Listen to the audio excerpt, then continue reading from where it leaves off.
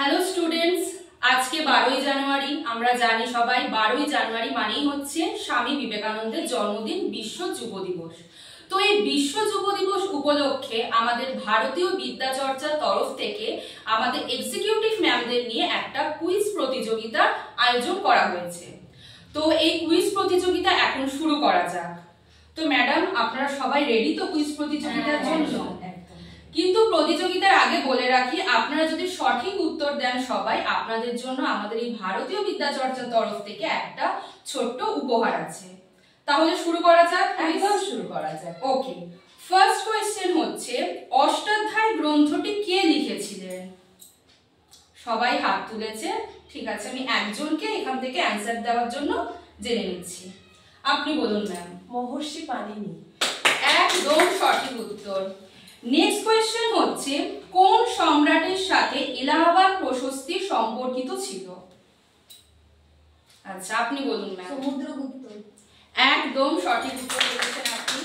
Next question, কে সংস্কৃত ব্যাকরণ গ্রন্থটি লিখেছিলেন? আপনি মহর্ষি পাণিনি। এটাও সঠিক উত্তর। নেক্সট কোয়েশ্চেন হচ্ছে, রামচরিত গ্রন্থটি কার লেখা? আচ্ছা ম্যাম, আপনি বলুন। সন্ধ্যাকর নন্দী। একদম সঠিক উত্তর। নেক্সট কোয়েশ্চেন হচ্ছে, দশকুমার চরিত গ্রন্থটি কে লিখেছিলেন? আপনি বলুন ম্যাম। মহর্ষি দন্ডী। একদম সঠিক, এটাও ঠিক বলেছেন। নেক্সট কোয়েশ্চেন, উত্তর রামচরিত কার লেখা? আপনি বলুন ম্যাম। এটাও সঠিক উত্তর।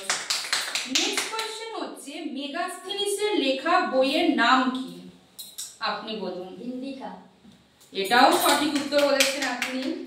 লাস্ট কোয়েশ্চেন, যে কোন বই থেকে কাশ্মীরের ইতিহাস জানা যায়? রাজতরঙ্গিনীর কলম। একদম সঠিক উত্তর বলেছেন। তো আমাদের কুইজ প্রতিযোগিতার প্রশ্ন এখানেই শেষ হলো। আপনারা সমস্ত এক্সিকিউটিভ ম্যাম একদম সঠিক উত্তর দিয়েছে।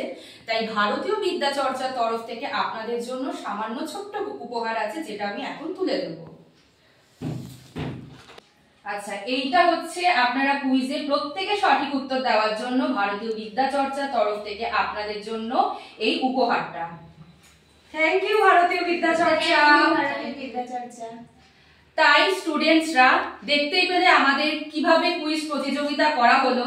তোমরাও আমাদের এই কুইজ প্রতিযোগিতার প্রত্যেকদিন নতুন নতুন প্রশ্ন পাওয়ার জন্য আমাদের ভারতীয় বিদ্যাচর্চার কুইজে হোয়াটসঅ্যাপ গ্রুপে যুক্ত থাকো, এবং সাথে অবশ্যই আমাদের যে ইউটিউব চ্যানেল রয়েছে ভারতীয় বিদ্যাচর্চা, সেটা সাবস্ক্রাইব করে দিও।